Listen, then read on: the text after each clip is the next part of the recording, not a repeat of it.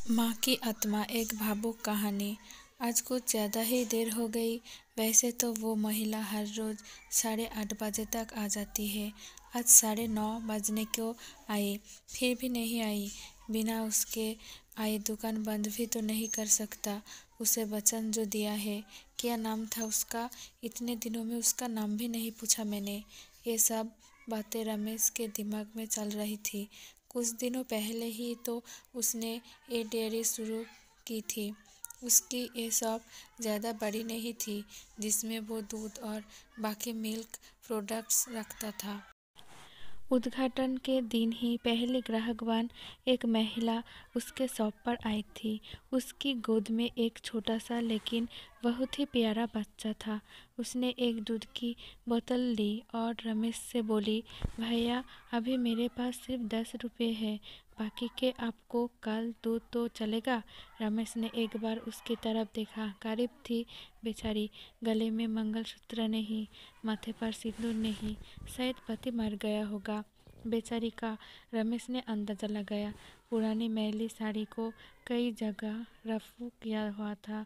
माथे से पसीना की बूंद बह रही थी। फिर उसकी नज़र उस मासूम बच्चे पर गई, जिसके मैले चेहरे पर एक निष्पाप हंसी थी और अभी अभी आए 2 दांत। उस हंसी को 4 चांद लग रहा था।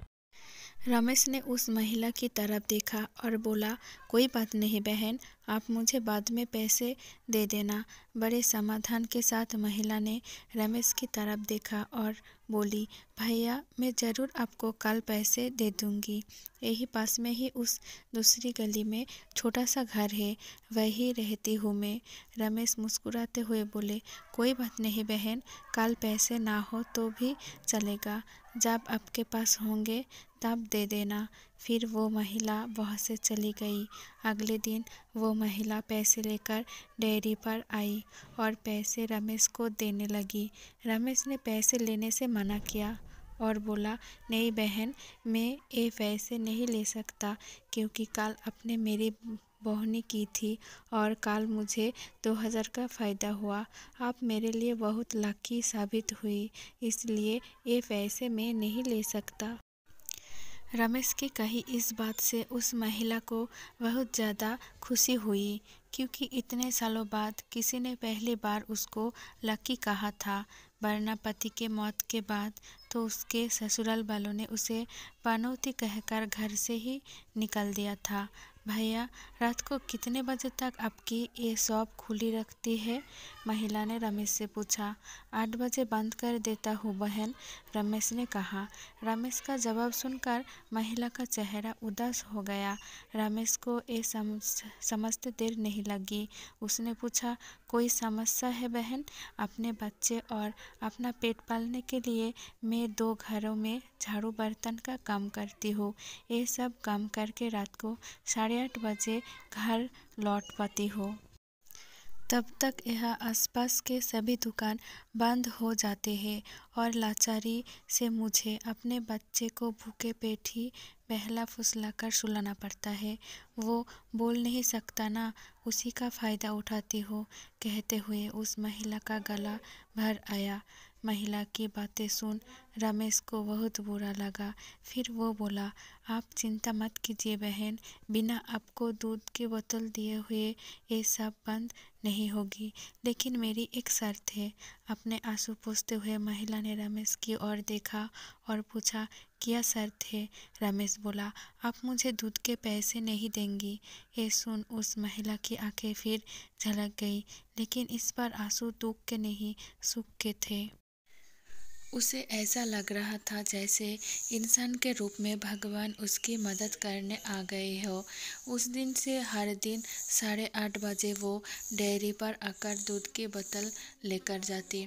धीरे धीरे 5 महीने बीत गए और धीरे धीरे महिला बीमार होने लगी। ज़्यादा काम और चिंता की वजह से उसका शरीर दिन ब दिन सूखता जा रहा था। ऐसे ही एक दिन रमेश अपने दुकान का सारा काम खत्म कर उस महिला के आने का इंतज़ार कर रहा था। 9:30 बजे वो महिला आई।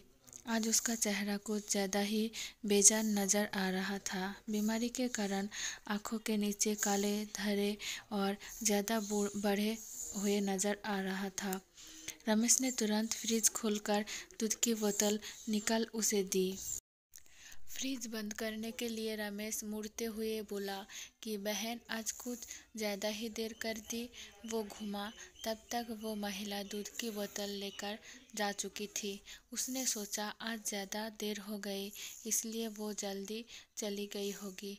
बेचारी का बच्चा रोता होगा भूख से। रमेश ने दुकान बंद की और घर चला गया।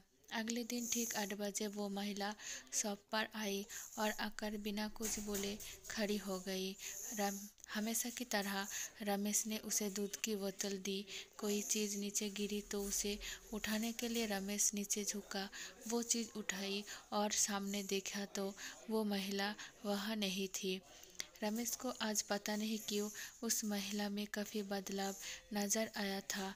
उसे वो बड़ी कमज़ोर सी नज़र आई। अगले दिन फिर 8 बजे वो महिला उसके शॉप पर आई। आज रमेश ने उसका चेहरा बड़े गौर से देखा। उसका चेहरा सफ़ेद पड़ चुका था, मानो उसके चेहरे का तेज कब का जा चुका हो। उसने सोचा, बेचारी गरीब महिला, करे भी तो क्या, ना किसी का सहारा, ना अच्छी आमदनी, ज़रूर पैसों की कमी की वजह से बीमार होते हुए भी दवाई नहीं कराई होगी। रमेश जल्दी से अपनी शॉप बंद कर अपने घर गया। घर जाकर उसने ये सारी बात अपनी पत्नी को बताई। उसकी पत्नी भी उसकी तरह भले स्वभाव की थी। उसे भी उस महिला की परिस्थिति पर दुख हुआ। वो रमेश से बोली, ऐसा करते हैं, कल उस महिला के घर चलते हैं और उसे किसी अच्छे डॉक्टर को दिखा आते हैं। रमेश को अपनी पत्नी की बात सुन उस पर गर्व हुआ, क्योंकि उसके विचार भी उसी की तरह दूसरों के प्रति परोपकार के थे। अगले दिन सुबह दोनों उस महिला के घर जाने को रवाना हुए। रमेश को उसका पता ठीक से याद था। जब वे उस छोटी सी गली में पहुंचे, तब वह एक छोटा सा मकान था, जिसके आसपास दूर दूर तक और किसी का घर नहीं था। जैसे जैसे वे उस मकान की तरफ बढ़ते जा रहे थे, वह एक बदबू तेज होती जा रही थी। दोनों उस मकान तक पहुँचे और दरवाज़ा खटखटाया ही था कि वो खुल गया और वो बदबू असहनीय रूप से बढ़ गई। फिर भी दोनों अपने नाक पर कपड़ा रख उस अंधेरे मकान में घुस जहाँ बच्चे के खेलने की आवाज़ आ रही थी। रमेश ने किसी तरह स्विच ढूंढकर मकान की लाइट जलाई और सामने जो दृश्य दोनों ने देखा वो देखकर दोनों की आंखें फटी की फटी रह गई। उस कमरे में उस मासूम बच्चे की माँ मरी हुई पड़ी थी। उसे देखकर लग रहा था कि वो 3-4 दिन पहले ही अपना देह त्याग चुकी है, क्योंकि धीरे धीरे उसका शरीर सड़ने लगा था। निर्जीव पड़े उस शरीर की आंखें देखकर लग रहा था जैसे रो रो कर सूख चुकी हो। निर्जीव होते हुए भी उस महिला की दोनों आंखें अपने बेटे को ही देख रही थी। उसका बच्चा भी अपनी माँ की आंखों में देखकर खेल रहा था, जैसे उसे लग रहा हो कि माँ उसके साथ खेल रही है और उसका पूरा ध्यान उसी पर है। वही पास में ही दूध की 3-4 खाली बोतलें पड़ी हुई थी। ये दृश्य देखकर रमेश और उसकी बीवी दोनों अचंभित रह गए। दोनों के रोंगटे खड़ा हो गए। रमेश को अभी भी विश्वास नहीं हो रहा था कि एक मरी हुई माँ अपने बच्चे के लिए उसके पास से दूध लेकर जाती थी। रमेश ने और उसकी बीवी ने उस महिला का विधिवत अंतिम संस्कार किया और उस बच्चे को रमेश ने अपने बीवी के हाथों में रखा। उसने भी उस बच्चे को बड़े प्यार से लिया और दोनों ने उस बच्चे को गोद ले लिया। रमेश को अपनी पूरी जिंदगी ये ध्यान रहा कि उस बच्चे की माँ अभी भी उसके साथ है और उस पर नज़र रखे हुए है। इस कहानी को पूरे सुनने के लिए धन्यवाद। अगर आपको इस कहानी अच्छा लगे तो हमें कमेंट करके ज़रूर बताना और एक लाइक करना और अपने दोस्तों के साथ शेयर ज़रूर करना। ऐसे ही और भी अच्छे अच्छे कहानी सुनने के लिए मेरी चैनल को सब्सक्राइब ज़रूर करना। धन्यवाद।